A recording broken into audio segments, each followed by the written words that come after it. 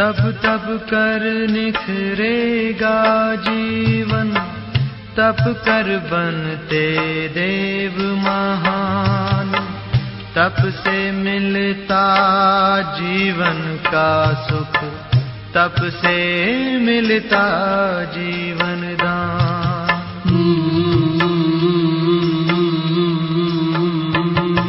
तपस्या ही जीवन की है सच्ची सुंदरता,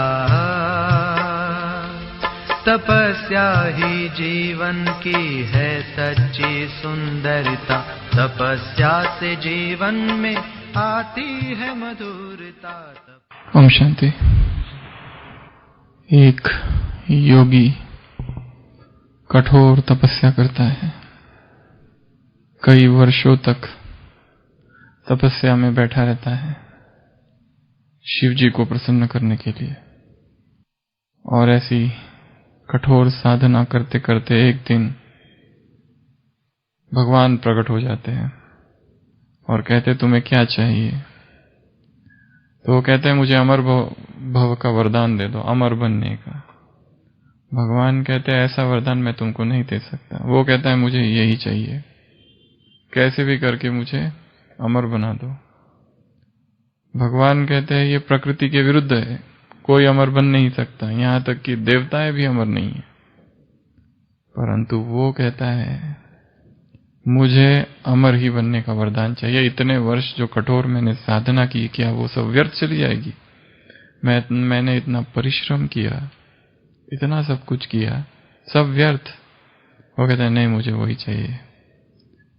तो जब इस तरह संवाद होते रहता है तो एक आवाज आती है।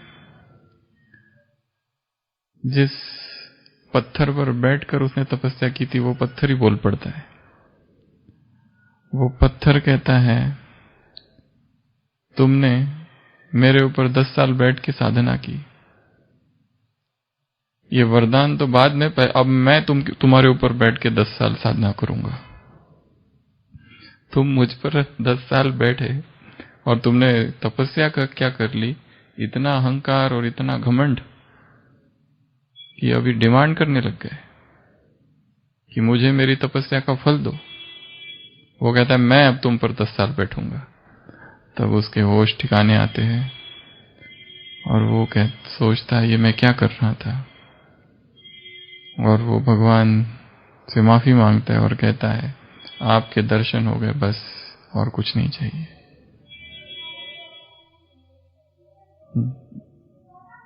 घमंड या अहंकार एक ऐसी चीज है कि किसी भी बात में हो सकता है। एक आत्मा बहुत तीव्र पुरुषार्थ कर रही है, हो सकता है उस तीव्र पुरुषार्थ का ही घमंड हो जाए। कोई तपस्या कर रही, हो सकता है उस तपस्या का ही घमंड हो जाए। कोई दिन रात सेवा करती है और उस सेवा का ही घमंड हो जाए कि हमारे जैसी सेवा और कोई नहीं कर सकता, हम ही सर्वश्रेष्ठ सेवाधारी है। हम जो पुरुषार्थ करते हैं बस वही राइट पुरुषार्थ है, बाकी सब लोग जो पुरुषार्थ कर रहे हैं सब वेस्ट, व्यर्थ। तो तपस्या एक ऐसी बात है, एक ऐसा शब्द है कि जिसको सुनते ही मन में संयम, मन में ऐसी इच्छा जागृत होती है कि हम भी तपस्वी बने, हमारा जीवन भी संपूर्ण संयमित हो, हमारे जीवन में भी संपूर्ण पवित्रता हो। सुबह की मुरली में बाबा ने कितनी बार कहा है विशियस वर्ल्ड को छोड़ दो, अपवित्रता की गंदी आदतें छोड़ दो। तो तपस्या हरेक को करनी है और हमारा जीवन तपस्वी जीवन है। और जब तक ये जीवन तपस्वी जीवन नहीं, तब तक जीवन में चाहे जो भी सेवाएं करो संतोष नहीं आ सकता। ऊपर से एक आत्मा सब कुछ कर रही है, पर अंदर से तपस्या की ज्वाला, तपस्या की अग्नि नहीं है, तो जैसे सब कुछ व्यर्थ है, एक सूक्ष्म असंतोष रहेगा। और जब तक जीवन में वो तपस्या की चिंगारी नहीं, तब तक अतृप्त, असंतोष, प्यासी रहेगी आत्मा। यहां तक कि केवल ज्ञान भी उसे तृप्त नहीं कर सकता। दिन रात कोई ज्ञान का भी बहुत चिंतन करे तो भी तृप्ति नहीं आ सकती, क्योंकि आत्मा की संपूर्ण तृप्ति, कल का स्लोगन था, वो जो प्रेम का सागर है, वो जो सुख का, शांति का, आनंद का सागर है, जब तक आत्मा उसमें नहीं समाती वही सच्चा तपस्वी। और जब तक वो अवस्था नहीं आती, कुछ भी करो बेचैनी रहती है, या फिर जीवन के ढेर सारे प्रश्नों के उत्तर जैसे नहीं पता, नहीं मिल रहे, बेबूझ पहेली, अनसॉल्व्ड मिस्ट्री जैसा, पजल जैसा लगता है। और तपस्या है क्या? तो आज हम इसी विषय पर चर्चा करेंगे, तपस्या की ज्वाला। वास्तव में यह विषय कल शांतिवन में लेना था, पर एक ऐसी इमरजेंसी आ गई कि जिसको हम 3 घंटे तक उसी में लगे रहे, 5:30 बजे से तो 8, साढ़े 8 तक। इसके लिए निकल ही नहीं पाए, तो हमने सोचा आज यहां ले लें इसको। और आज भी अभी तक चालू ही था कुछ कुछ। तो कैसे हम अपने आप को तपस्वी बनाएं? तप की क्या परिभाषा है? तप के क्या प्रकार है? तप के भक्ति में क्या सिद्धांत है? और भगवान ने तपस्या किसको कहा है? ऐसी कुछ बातों की हम चर्चा करेंगे। सबसे पहले परिभाषा। शास्त्र कहते हैं तप अर्थात शरीर को पीड़ा देना। संसार में जो परिभाषा है तपस्या की, वो है शरीर को पीड़ा देना। इसलिए जैसे ही वर्ड तपस्या आता है, तपस्वी आता है, एक ऐसा लुकड़ा सा व्यक्ति झाड़ के नीचे ऐसे बैठा हुआ है, समाधि मग्न, संसार की सुध-बुध खोया हुआ, या उपवास कर रहा है बहुत लंबे समय से, ऐसा एक चित्र आंखों के सामने आ जाता है। तो संसार की जो परिभाषा है तपस्या की, वो है तप, तपस, तापस, वो है शारीरिक पीड़ा। परंतु भगवान ने जो परिभाषा दी है वो ये नहीं है, वो कुछ और है। दूसरा, उसको हम देखेंगे, तपस्या के कितने प्रकार हैं। बहुत सारे प्रकार गिनाते हैं। सबसे श्रेष्ठ तपस्या है सात्विक तपस्या, फिर है राजसिक तपस्या, फिर है तामसिक तपस्या। सात्विक तपस्या सर्वश्रेष्ठ तपस्या है, और द्वापर की शुरुआत में जो योगी हुए हैं वो सात्विक तपस्या करते थे, जहां उनका लक्ष्य केवल ईश्वर प्राप्ति या ईश्वर के दर्शन रहता था और कुछ भी नहीं। पर जो राक्षस लोग तपस्या करते थे, उनका लक्ष्य रहता था कुछ मिल जाए तपस्या से, तपस्या करूं तो कुछ प्राप्ति हो जाए। जैसे तीनों भाई तपस्या करने बैठते हैं, रावण, विभीषण और कुंभकर्ण। विभीषण कहता है कि मुझे भगवान के चरणों में निरंतर भक्ति दो, यही मुझे तपस्या का फल चाहिए। रावण कहता है कि मुझे त्रिलोक का स्वामी बना दो, या सारी शक्तियां मुझ में आ जाए। कुंभकर्ण चाहता है मुझे इंद्रासन मिल जाए, पर इंद्र को चिंता होती है, तो वो सरस्वती उसके मुख में जाती है, इंद्र की जगह निद्रासन बोल देता है। तो वो कहता है तुम हमेशा के लिए नींद करते रहोगे। पर रावण कहता है फिर ये जीवन का फायदा क्या, मेरे भाई का क्या होगा, कुछ तो करो। वो कहते ठीक है, 6 महीने में 1 दिन जागेगा। तो ये इस तरह की जो तपस्या है, पहले रावण की और कुंभकर्ण की, यहाँ पे कुछ स्वार्थ है, कुछ इच्छा है, उसको राजसिक तपस्या कही जाती है। और एक होती है तामसिक तपस्या। तामसिक अघोरी तंत्र, तामसिक जिसमें शरीर को गाड़ देते हैं आधा यहां तक, इस तरह की तपस्या करते हैं संसार के लोग। तो ये 3 प्रकार की तपस्या बताई है। और है मानसिक तपस्या, वाचिक तपस्या और कर्म से संबंधित तपस्या। मानसिक तपस्या सर्वश्रेष्ठ तपस्या है, जहां पर बैठकर हम मन को संयमित कर रहे हैं। और मन का संयम जिसने साधा वो सर्वश्रेष्ठ है, जिसने मन को अपने वश में कर लिया है। इससे ऊपर और कोई स्थिति नहीं है। नीचे जाने ही नहीं देना मन को। शरीर के आकर्षण और भोग विलास। वर्तमान समय सभी ब्राह्मण दो चीजों में डूबे हुए हैं। कौन कौन से? एक भोजन और दूसरा यूट्यूब, मोबाइल नहीं। ये दो ही चीजों में डूबे हैं। या तो इसका चिंतन या तो उसमें कुछ ना कुछ करते रहेंगे। लक्ष्य कुछ नहीं, खाली करते रहेंगे। बहुत बड़ी माया बन गई है। और जिसे तपस्वी बनना है और योगी बनना है, इन दोनों से ऊपर निकलना पड़ेगा।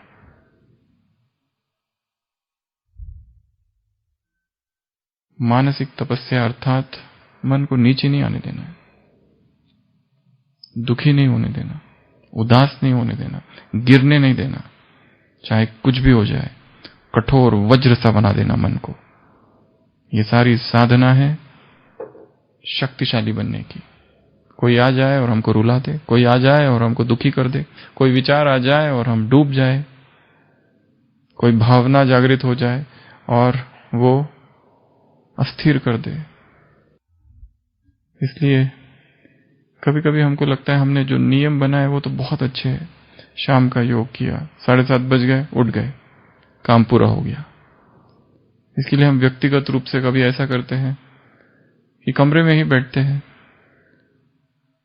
और वो 7:30 नहीं, फिर वो 8:30 या 9:30 तक जाने देते हैं उसको, और उसमें केवल बाबा से बातें करते हैं आगे, कि अंदर कुछ गंदगी ना रहे, अंदर कुछ अस्वच्छता नहीं रहे, अंदर ऐसी कोई बात हमने छिपा के नहीं रखी हो जो उसको हमने नहीं बताई। वो जैसे दोस्त सामने खड़ा है और वो पूछता है, वो गाइड है। नहीं तो कभी कभी ऐसा होता है, नियम टाइम लिमिट रखना बहुत अच्छी बात है, पर कभी कभी इस टाइम भी बाधा हो जाती है। ये टाइम हो गया, चलो हो गया, वो योग पूरा हुआ, अभी सीधा अमृत वेला कल। ऐसा क्यों? यदि कुछ काम नहीं है रात में, तो वही 7:30 बजे की योग की अवस्था रात तक लेके जानी है, सोने तक, ताकि वो रात की नींद भी योग बन जाए और उठे तो भी ऐसा जागरण हो वो जिसमें आंखों में जरा भी नींद नहीं।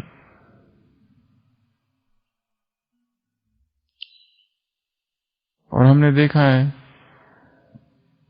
कि जब चेतना जागृत है तो नींद कम भी यदि हुई, उसके बाद में भी बहुत कम ऐसा होगा कि नींद आएगी अमृत वेला। हमने देखा है कई बार तो ऐसे होता है कि यदि हम 10 बजे सोए और यदि 2 बजे उठना है, उस 4 घंटे के बीच कम से कम 4 आईसीयू से कॉल आते हैं। रोज 3-4 मैसेज रात भर चलते, क्योंकि रात भर पेशेंट्स चालू रहते। पेशेंट आया, मैसेज, 1 घंटे के बाद उसका रिपोर्ट सारे, और कई बार जाके देखना, और ऐसा सब करके फिर अमृत वेला पहुंचना। तो नींद तो कर रहे हैं पर जैसे जागे ही हुए है, और अधिकतर हमने देखा उसके बाद में भी नींद नहीं आ रही, अमृत वेला नींद नहीं आई। पर कभी कभी होता है जब 3 या 2.5 घंटे से भी कम नींद हो गई तो फिर उसका असर कभी कभी अमृत वेला होता है। परंतु हमको अंदर से जागृत रहना है। सेवाएं चालू रहेगी पर सेवाएं अलग है। अमृत वेला है, चाहे कुछ भी हो जाए, कितना भी लेट हो जाए, सोने को उठने का टाइम है, उसको बदलना नहीं है। तो मानसिक तपस्या। दूसरी है वाचिक तपस्या, वाचा की तपस्या, अपनी वाणी को शक्तिशाली बनाना। और वाणी शक्तिशाली तभी है जब आत्मा शक्तिशाली है। जब आत्मा में वास्तविक धारणा है तो ही वाणी शक्तिशाली है। जैसे किसी ने यहां पर सुनाया था, कोई एक भाई गया और उसने लेक्चर दिया नॉनवेज फूड पर कि नॉनवेज बिल्कुल खाना नहीं चाहिए। तो सारी सभा एकदम बहुत खुश हो गई वो सुनकर। तो सभा का एक व्यक्ति को लगा मुझे इसको देखना, ये खाता है कि नहीं खाता है। तो उसने उसका पीछा किया, उस भाई का। यज्ञ की नहीं, बाहर की कहानी है। तो वो भाई वहां से लेक्चर्स देने के बाद सीधा होटल में गया और वहां नॉनवेज मंगाया और खाने लगा। तो ये जो स्टूडेंट था जिसने ऑडियंस में जाता और जिसने उसका पीछा किया, वो वहां पहुंच गया और कहा कि अभी अभी आपने 1 घंटा लेक्चर दिया नॉनवेज के विरुद्ध और आप अब नॉनवेज खा रहे हो। वो कहता है मैंने ऐसा थोड़ी ना कहा कि मैं नहीं खाऊंगा, मैंने उनको कहा मत खाओ।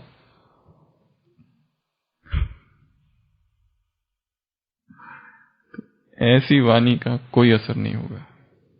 जो स्वयं धारणा युक्त है, धारणाशाली है, वही वाणी द्वारा हृदय पर तीर मार सकता है। तो काम वाणी पर तो करना ही नहीं है, काम करना है उसके पीछे तपस्या पर। यहां पर काम होना चाहिए धारणाओं पर। सेवाएं तो यज्ञ में सभी कर रहे हैं और इतनी अच्छी अच्छी कर रहे हैं, एक से बढ़कर एक सेवाएं कर रहे हैं। सेवाओं में सब नंबर 1 है, परंतु सेवा करते करते कहीं धारणाएं डगमग ना हो जाए। अमृत वेला भोजन करते समय क्या वास्तव में हम मौन में भोजन करते हैं? एक अगर सर्वे किया जाए सारे ब्राह्मणों का कि भोजन करते समय उनकी क्या अवस्था है, तो पता चलेगा कि भोजन करते समय बातें चालू है, भोजन क्या क्या बना है उसकी चर्चा चालू है, क्या क्या होना चाहिए था क्या क्या नहीं होना चाहिए, या सेवाओं की चर्चा चालू है। ब्रह्मा बाबा भोजन कर रहे थे और कुंज दादी आकर सारा संदेश सुनाने लगी सेवा का। तो बाबा ने कहा, बच्ची तुमने बाप को माशूक से जुदा कर दिया। दादी ने कहा आई एम सॉरी। कितनी बार सुनाया है दादी ने ये स्टोरी। धारणा है। अमृत वेला कहो, मुरली का चिंतन कहो, भोजन याद में बनाना, और जो नहीं बनाते मौन में खाए। मौन अर्थात मौन। एक नया परिवार जो ज्ञान में चल पड़ा और उन्होंने बहुत सारी बातें सुन ली ज्ञान की, और सारी धारणा वाली आत्माएं थी, वो नीचे आए शांतिवन में, और उनके घर का नियम था और जो उन्होंने सेंटर पर सुना था कि हम लोग सब मौन में भोजन करते। तो यहां जब सेवा के लिए आया और देखा कि यहां तो सब बातें करते हैं, तुरंत अपनी धारणाओं को तोड़ दिया और वही करने लगे जो सब करते हैं।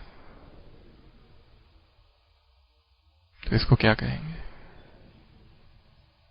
तो उसी तरह मौन में, उसी तरह आत्मिक स्थिति में, उसी तरह भोग लगाकर, उसी तरह याद में स्वीकार करना है उसे, उसी तरह शरीरी होकर, उसी तरह ये चिंतन करते हुए कि ये मैं केवल शरीर को इसलिए खिला रहा हूं ताकि ये शरीर स्वस्थ रहे, और इस शरीर की आवश्यकता है बहुत कम है, उतनी तो बिल्कुल नहीं है जितना उसे दिया जा रहा है। दूसरी महत्वपूर्ण बात, अगली महत्वपूर्ण बात, रात को सोने की विधि। किस तरह सोया जा रहा है? टीवी देखते हुए, कोई वीडियो देखते हुए, बातचीत करते हुए, मैसेजेस, सोशल मीडिया, इस तरह अगर सोने की विधि है। किसी मुरली में बाबा ने यहां तक कहा है कि सेवाओं से बहुत थक गए, आ गए और लेट गए और सो गए, ये भी अमर्यादा है, क्योंकि बाप से तुमने गुड नाइट की नहीं, बाप को अपना समाचार दिया नहीं, थक गए थे इसलिए सो गए। ये कैसी धारणा है? तो ये भी तपस्या नहीं हुई। तो मनसा तपस्या, वाचा तपस्या, कर्मणा तपस्या। कर्म हमेशा सर्वश्रेष्ठ हो, कर्म फर्स्ट हो, प्रथम हो, जो ड्यूटी जिसको दी गई है that should be the first. ऐसा नहीं जैसे कोई डिपार्टमेंट है और वहां कोई सेवा है और वहां कोई एक आत्मा रहती है, वो बहुत योगी है, उसका योग बहुत अच्छा है, परंतु योग बहुत अच्छा है पर डिपार्टमेंट में गड़बड़ चल रही है, तो उसको क्या कहेंगे फिर? क्योंकि सारा ध्यान योग करने की तरफ है, या भाषण देने की तरफ, या पढ़ने की तरफ, या क्लास सुनने की तरफ, या और कुछ, और इधर ध्यान कम है, तो ये भी तो योगी नहीं हुआ।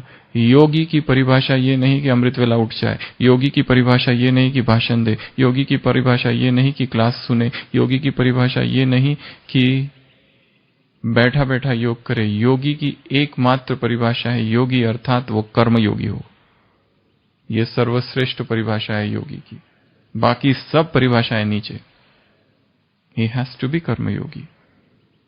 उसको जो ड्यूटी दी गई है उसमें वो उसको प्रथम रखे, बाकी सब चीजें बाद में।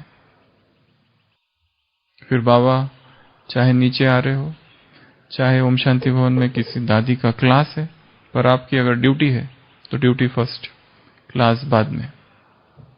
उस क्लास का भी त्याग कर देना उस समय, क्योंकि ड्यूटी फर्स्ट, सेवा फर्स्ट। यही भगवान ने सिखाया है। इसके लिए योगी की सर्वश्रेष्ठ परिभाषा है वो कर्म योगी रहना चाहिए, बाकी नहीं।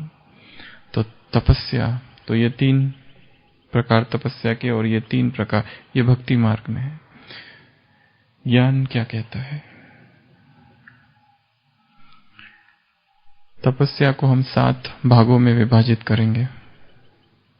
सबसे पहले उधर जब कोई तपस्या करता है तो उसे क्या चाहिए रहती? सबसे पहली सीट क्या चाहिए रहता है? आसन। और वो कौन सा आसन प्रयोग करते हैं? चर्म, शेर का या चमड़ी या हिरन या इस तरह के प्रयोग करते थे पहले जमाने में। फिर बाद में तो आसन सिंपल सा। तो सबसे पहली चीज जो चाहिए वहां संसार में वो है आसन, और इसका भी बहुत महत्व है। एक छोटा सा आसन हर एक ब्राह्मण के पास होना चाहिए, जो लोग घर पे रहते हैं, और जब भी बैठे पहले उस आसन को बिछाए, उसी पर बैठे, और वो एक ही आसन रहे। मधुबन में आसन लेके आने की जरूरत नहीं है, मधुबन सारा ही आसन है। तो पर एक आसन छोटा सा रहना चाहिए जो लोग घर पे रहते हैं, ताकि जब भी बैठे घर पे, और घर पे एक ट्रांसलाइट और घर पे एक बाबा का कमरा। क्योंकि कभी कभी ये भी नहीं कि सेंटर और मधुबन इस पर भी डिपेंडेंट नहीं हो जाना है। बाबा का कमरा भी अवलंबन ना बन जाए योग के लिए, कि हम बाबा के कमरे में जब तक नहीं जाए तब तक योगी नहीं होगा। कभी जानबूझकर वहां न जाकर अपने ही कमरे में बैठना और देखना कि जैसे तटस्थ वहां बैठते हैं, एकाग्रता से कमरे में भी बैठ सकते। क्योंकि योगी अर्थात निराधार, कोई भी आधार नहीं, किसी व्यक्ति का आधार नहीं, किसी स्थान का आधार नहीं, किसी कंडीशन का आधार नहीं, कोई परिस्थिति का आधार नहीं। यहां जमीन पर नीचे बिना कोई रजाई चटाई के भी बैठना पड़े तो वहां पर भी हम बैठ सके। वहां पर भी सोने की नौबत आई तो नो कंप्लेंट्स।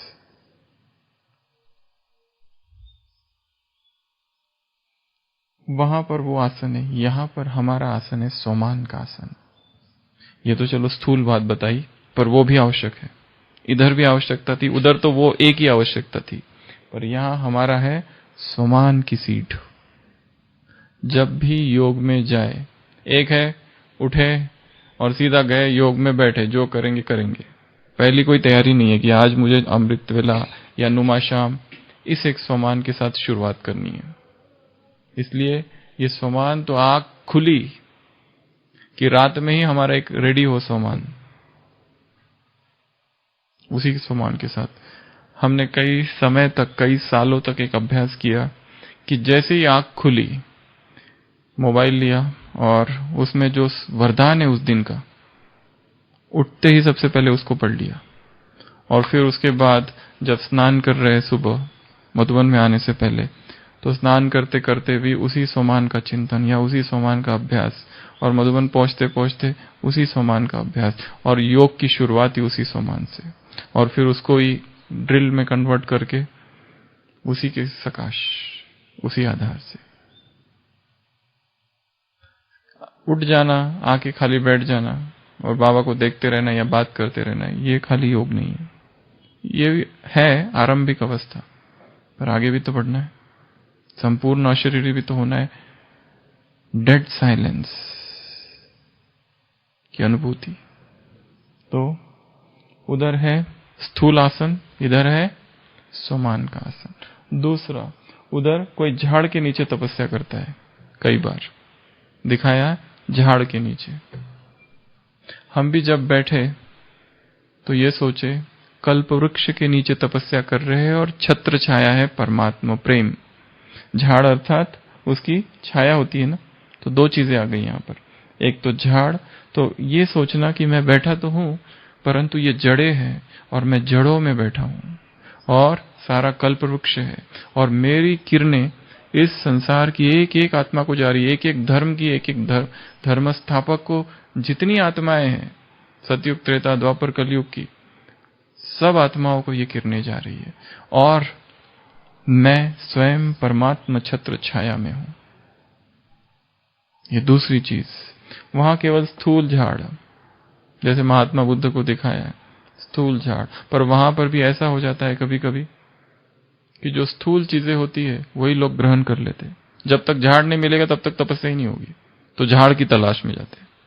और महात्मा बुद्ध ने 6 मास तक, 6 साल तक अपने आप को बहुत सताया, शरीर को, और फिर ऐसे दुर्बल हो गए, खाना सब छोड़ दिया कि एकदम गिर पड़े एक बार। तो एक बहन आई सुजाता, उसने खीर वीर पिला दी और थोड़ी ताकत आई, और फिर उन्होंने संकल्प किया कि मैं अब इस झाड़ के नीचे बैठूंगा और जब तक मुझे सत्य का आभास नहीं होगा, अनुभव नहीं होगा, उठूंगा ही नहीं यहां से। ये है कहानी। पर आज संसार में बहुत सारे बौद्ध आश्रम हैं, वहां पर नियम है पहले खीर खाओ फिर तपस्या करना। उस खीर खाने का कुछ संबंध नहीं है, पर नियम क्या है, आश्रम है, एक बोधि वृक्ष रहना चाहिए, इधर खीर और फिर जाके तपस्या करो। अभी इस तरह से जैसे जैसे आगे आगे बढ़ते जाता है, कोई भी धर्म, कोई भी सांप्रदाय, कोई भी सिद्धांत, लोग स्थूल बातों को पकड़ लेते, वो उन्होंने किस लिए किया था वो भूल गए।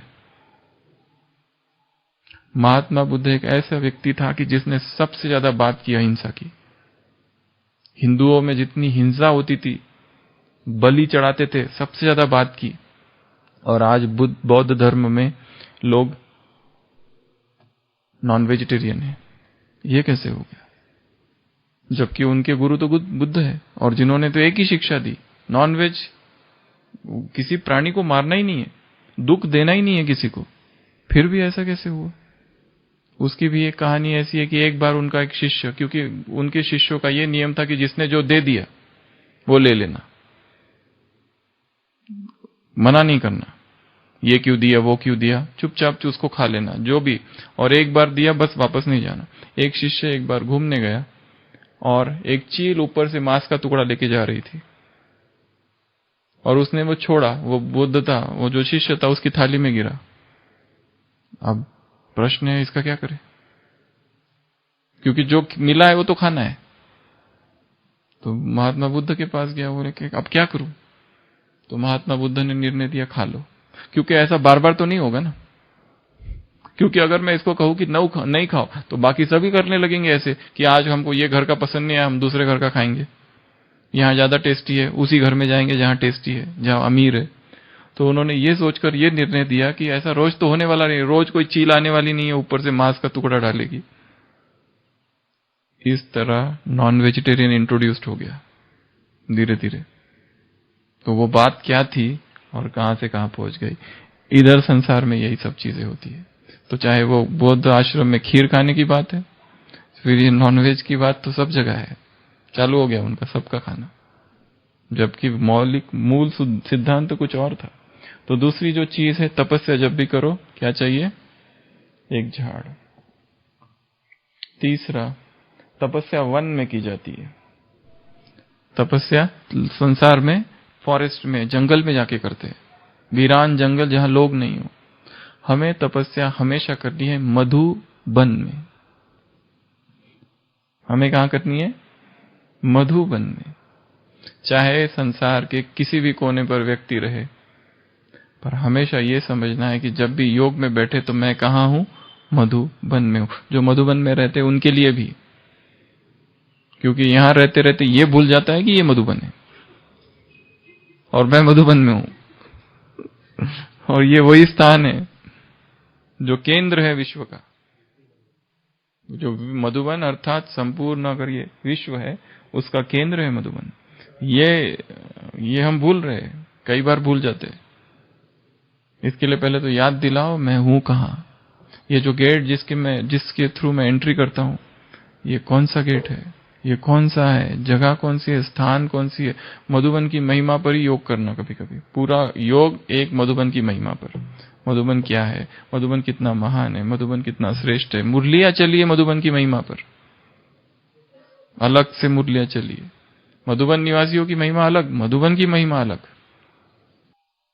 जहां जहां नाथ पाव तुम धारा, ये वो धरनी है जहां पर भगवान ने पैर रखे हैं। यहां से चला है वो, उसके फुटप्रिंट्स हैं इस भूमि पर। ये भूल जाते। तो तपस्या वो लोग वन में करते और हमें क्या करनी है? मधुवन में करनी है। चौथा, कई बार तपस्या वो लोग गुफा में करते, केव में। कई लोग कुछ झाड़ के नीचे, कई लोग कहां जाते हैं? गुफा में बैठ के कंदराओं में तपस्या करते हैं। हमें तपस्या करनी है अंतर्मुखता की गुफा में। तपस्या अर्थात शट ऑफ, वर्ल्ड को अलग कर देना और अपने ही अंदर प्रवेश करना। इसमें क्या है? देखना किस तरह की भावनाएं हैं, कौन सी गंदगी है, माया ने कहां प्रवेश किया है। आज कहा ना, माया की गोली और बंदूक की गोली। माया की गोली ज्यादा कड़ी है, कौन सी गोली लगती है अंदर? तो गुफा में प्रवेश करना अर्थात बाह्य जगत से डिटैच हो जाना। थोड़ा सा, बहुत ज्यादा बात करना और बहुत ज्यादा बाह्यमुखी रहते रहते व्यक्ति अंतर्मुखता को खो देता है। इसके लिए यहां पर दो चीजें बहुत आवश्यक है, मौन और एकांत। जितना हो सके सुबह 8 बजे तक हमारे मुख से ज्ञान के अतिरिक्त तो कुछ भी ना निकले। अगर निकलना है तो या तो योग, या तो पूर्ण मौन, कंप्लीट साइलेंस, या तो केवल ज्ञान। और मौन एक ऐसी चीज है कि जो करेगा केवल उसी को पता है वो क्या है, बाकी किसी को कभी उसकी खबर नहीं हो सकती। इसकी कितनी भी महिमा सुनो, जब तक हमारे ओपीडी में एक साधु महाराज आते हैं, यहीं रहते हैं कहीं, वो बोलते नहीं है बिल्कुल। आते हैं तो सबसे पहले कागज पर लिखते खांसी, बुखार और ये हुआ है, और दवाई लिख के जाते हैं। बोलते नहीं, पर बोल सकते हैं, वक्ता है, पर वाणी को संयमित कर रखा है। वो साधना है उनकी, चाहे भगवान को जाने न जाने, इसका फल तो उनको मिलेगा ही।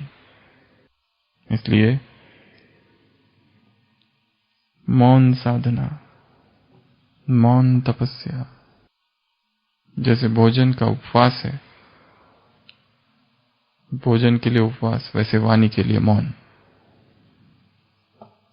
श्रेष्ठ बोलना, महान बोलना, मीठा बोलना, उन सब से भी परे कुछ भी ना बोलना कभी कभी।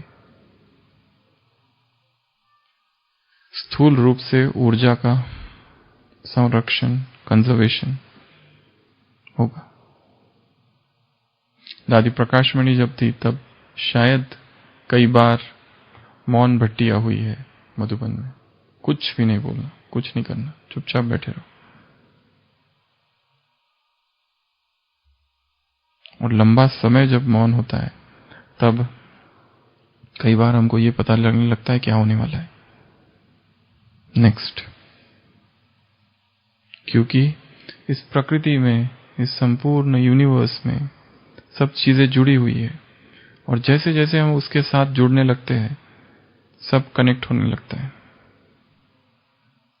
अपने आप टचिंग्स आती है, ये करना है, ये नहीं करना है, या जाना है या नहीं जाना है। मौन। हम इसके बारे में इसलिए कह पा रहे हैं क्योंकि हमने अपने ही जीवन में, जब हम इस संस्था से भी नहीं जुड़े थे, 6 मास ऐसे बिताए थे जिसमें कुछ भी नहीं बोला था, एक शब्द भी नहीं।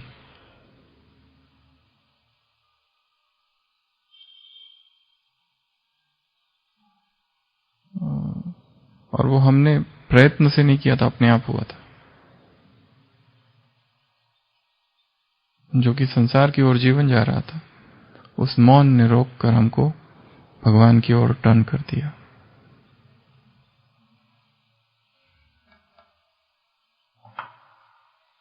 तो चौथा है गुफा, मौन की गुफा, अंतर्मुक्ता की गुफा, एकांत की गुफा। पांचवा है वो जो लोग तपस्या करते हैं, तपस्वी, वो जप करते हैं। क्या करते हैं? जप। हमें भी जप करना है। कौन सा? अजपा जाप। मुख से कुछ कहना ही नहीं है, बाबा बाबा भी नहीं कहना है। ये जाप ऐसा है कि जिसमें निरंतर ही याद है, वो जप निरंतर चालू ही है। अजपा जाप, ये शब्द सिख धर्म के शास्त्रों में आता है, और किसी शास्त्रों में इस तरह का शब्द नहीं है। अजपा जाप गुरु नानक देव जी ने प्रयोग किया है। अजपा जाप हो याद। सिमरन शब्द गुरु नानक जी ने कहा है, सिमरन निरंतर याद। तो अजपा जाप। और छठवा, वहां पर मंत्र होता है। एक मंत्र बहुत आवश्यक है। हमारा मंत्र बहुत सारे हैं। कौन कौन से? मन मना भव, मध्याजी भव, और नष्टो मोह स्मृति लब्धा, मामेकम याद करो, योगी भव, पवित्र भव, ओम शांति, और अंतर्मुखी सदा सुखी, और नहीं, मंत्र, स्लोगन नहीं, मंत्र, जिसको बाबा ने मंत्र के रूप में कहा है। मंत्र होता है ना, बहुत छोटा होता है, और मंत्र में बहुत पावर होती है। ओम नमः शिवाय मंत्र में बहुत, और मंत्र बार बार उच्चारण करते हो। एक ही मंत्र लिया जाता है, इतनी बार उच्चारण करते, इतनी बार उच्चारण करते कि मंत्र सिद्ध होने लगता है, फिर पावर आ जाती है उसमें। वो धनुष बाण लेते, मंत्र का उच्चारण करते, बाण प्रकट हो जाता है। कहां से आ गया? वो पावर है। ऐसा हाथ करते, मंत्र उच्चारण करते, वो कुछ आ जाता है। कुछ मंत्र उच्चारण करते, वो कुंती ने उनको बुला लिया, सूर्य को, तो देवताओं का आह्वान कर लिया मंत्र से। वशीकरण मंत्र होता है। पति पत्नी की नहीं सुनता है, वो वशीकरण मंत्र करती है, तो वो सुनने लगता है। वो बाबा जी वगैरह देते हैं पत्नियों को वशीकरण मंत्र, पति को वश में करने का मंत्र। ऐसे सब मंत्र होते हैं संसार। तो मंत्र में पावर है। वो रामानुजाचार्य 18 बार गुरु के पास जाता है कि मंत्र दो, कुछ तो करो। गुरु मिलते ही नहीं उसको। लास्ट टाइम जाता है, तब गुरु को लगता है कि भाई यहां कुछ है इसमें, और फिर उसको मंत्र देते हैं। ओम नमो वासुदेवाय नमः, और कहते ये किसी को बताना मत, क्योंकि ये मंत्र में बहुत पावर है। तुम इसकी साधना करते रहो। तुम अनन्य शिष्य हो मेरे, इसके लिए मैं तुमको बता रहा हूं। तुम्हारी लगन देखकर मैं तुमको ये बता रहा हूं। किसी को बताना मत, इससे सीधा मुक्ति मिल सकती है। वो जाते हैं, अपने गांव पहुंचते हैं, और ये जो गुरु ने कहा था इससे मुक्ति हो सकती है, तो सोचते अगर ये मैंने बता दिया तो मुझे तो नर्क मिल जाएगा। अच्छा है, मैं नर्क जाने को तैयार हूं। मंदिर के ऊपर पर कोटे पे ऊपर चढ़ जाते हैं और सबको सुनाते हैं कि ये मंत्र है मुक्ति का। ओम नमो नारायणाय नमः, ऐसा कुछ मंत्र।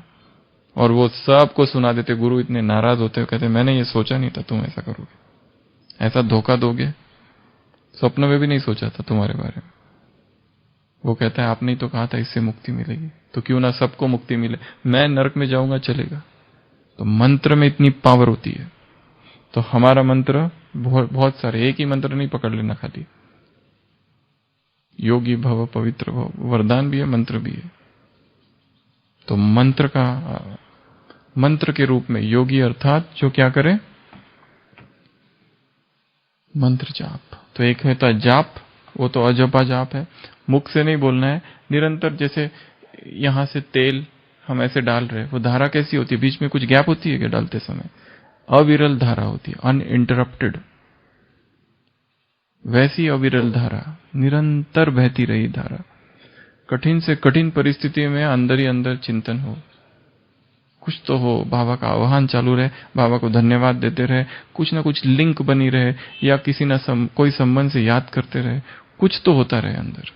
एकदम ही ऐसा ना हो कि पूरा ही भूल गए, फिर वो वापस जोड़ने में बहुत मुश्किल होता है। तो योगी अर्थात मंत्र। 7वां तपस्वी। और क्या होता है? और एक बात है जो तपस्वी करते हैं, एक पैर पर टांग पर खड़े होते। मुरलियों में आया ना, वो सन्यासी, वो तपस्वी, वो योगी क्या करते हैं? एक टांग पर खड़े होकर तपस्या करते। तुम भी एक टांग पर खड़े होते हो। कौन सी? एक रस स्थिति की टांग। एक रस स्थिति की टांग, इस पर खड़े रहना है। सुबह ही लक्ष्य रखना है। अभी दिनचर्या चालू नहीं हुई है, पर हमको पता नहीं आज दिनचर्या में हजारों चीजें होने वाली है। पता नहीं कौन सा संबंधी, कौन सा हिसाब किताब अचानक सामने आ जाएगा। अचानक कोई हमारा विरोधी बन जाए। अब तक सहयोगी था, हम जिसको भूल चुके थे, ऐसा कोई पुरानी कोई आत्मा आके सामने खड़ी हो जाए और सीधा बंधन। कुछ ना कुछ कोई कर दे, कोई ग्लानि करना चालू कर दे, कोई अपमान करना चालू कर दे, कोई निंदा करना चालू कर दे, कोई शिकायत करना चालू कर दे, कुछ तो कर दे अचानक, जो जिसको हमें कुछ खबर ही नहीं। क्योंकि कुछ भी हो सकता है अचानक से। कोई बहुत पुराना हिसाब किताब सामने आ जा सकता है, जैसे भीष्म पितामह का दिखाया है। एकदम पुराना हिसाब किताब था, एक श्रीखंडी, वो बहुत पहले अंबालिका अंबिका, उसमें वो अंबा के साथ हिसाब बाकी रह गया था बस। बाकी सबके साथ हिसाब पूरा हो गया था, वो अंबा का एक ऋण चुकाना बाकी है, इसलिए वो श्रीखंडी बन के सामने आता है। और वो बाबा कहते हैं तुमने बाण मारे। अगर कोई सामने आ जाए हिसाब किताब तो खुश होना चाहिए अंदर से। ठीक है, मेरा एक भाई तो ऐसा है, वो कहता है फटाफट मेरे सारे हिसाब किताब चुकते होते, सारे जो है मेरे विरोधी दुश्मन आ जाए फटाफट और करे हिसाब किताब चुकते। जो अपमान करना है कर दो, जो डांटना है डांट दो और चले जाए, ताकि मैं हल्का हो जाऊं, क्योंकि मुझे जाना है घर। हाँ, वो भी फ्री हो जाएगा डांट कर। कब से लिए बैठा है बेचारा, घृणा नफरत अंदर ही अंदर जमा करके, उसको भी थोड़ा खाली करने दो, उसका भी फायदा है। उसने डांट दिया, उसने घृणा व्यक्त की, पूरा अंदर का निकाल दिया, अच्छा ही है, तो करने दो। तो मैं भी हिसाब किताब पूरा हो रहा है। तो एक पैर की टांग। तो ऐसी ये कुछ बातें थी तपस्या की। अभी हम 10 मिनट बैठकर पावरफुल योग करेंगे।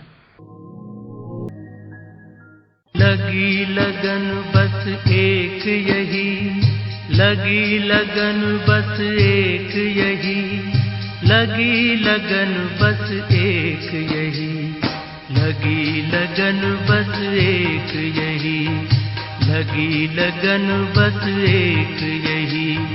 हमें तपस्या करना है, बन के तपस्वी मूरत साथी, अब अपने घर चलना है।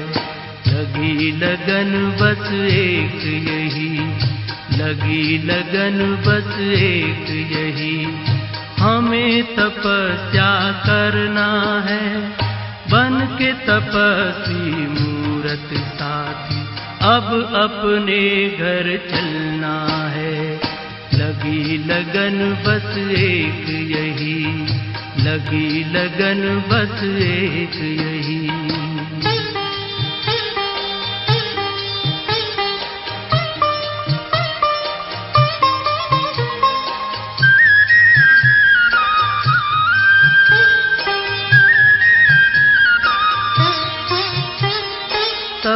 तपस्या की मीठी मीठी लहरों के बीच में आओ खो जाएं हम अपने स्वरूप में। तपस्या की मीठी मीठी लहरों के बीच में आओ खो जाएं हम अपने स्वरूप में। दुनिया के आकर्षणों में, दुनिया के आकर्षणों में अब हमें ना रहना है, अब हमें ना रहना है। लगी लगन बस एक यही, लगी लगन बस एक यही, हमें तपस्या करना है बन के तपस्वी मूरत साथी, अब अपने घर चलना है। लगी लगन बस एक यही, लगी लगन बस एक यही।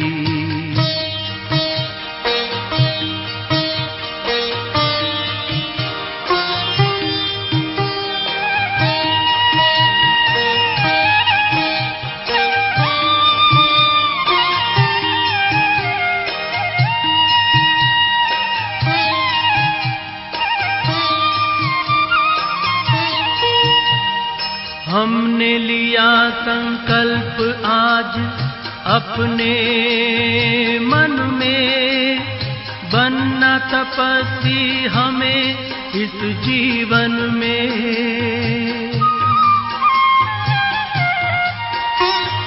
हमने लिया संकल्प आज अपने मन में, बनना तपस्वी हमें इस जीवन में।